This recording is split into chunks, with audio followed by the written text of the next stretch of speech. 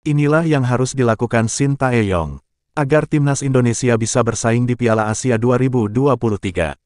Stakeholder sepak bola nasional harus segera melupakan kegagalan di Piala AFF 2022. Kini saatnya timnas Indonesia fokus pada perhelatan Piala Asia 2023 yang bakal digelar di Qatar. Jika menilik tantangan dan ujian yang lebih berat, jika PSSI masih percaya dan mempertahankan Shin Tae-yong menjadi pelatih timnas Indonesia, maka skuad Garuda harus dibenahi. Bila berkaca dari kegagalan di Piala AFF lalu, setidaknya harus ada perombakan. Mulai dari waktu persiapan, materi pemain, dan mental bertanding yang lebih Spartan.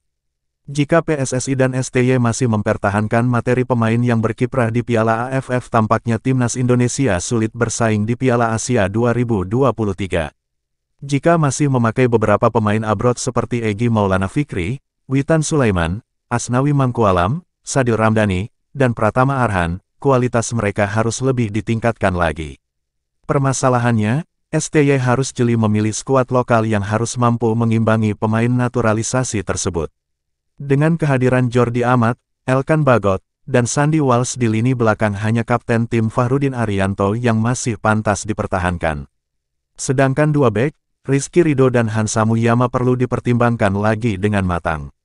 Di sisi kiri, Pratama Arhan butuh pesaing sepadan.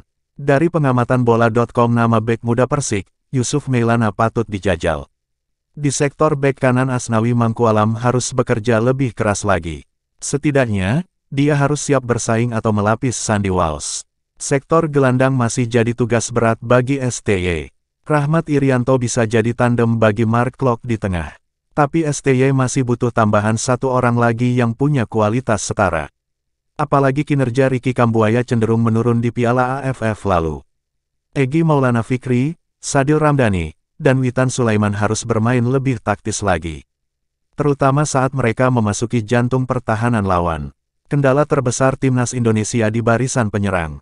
Striker kita hanya tajam ketika menghadapi tim-tim lemah. Namun saat bertemu tim kuat, bomber-bomber Indonesia seolah mati kutu. STY harus segera membangun chemistry dan ketajaman Dendi Sulistiawan, Ilyas Pasojevic, Ramadan Sananta, dan Dimas Drajat agar lini depan makin produktif. Bagaimana dengan pendapat Anda? Silahkan berikan komentar Anda di bawah.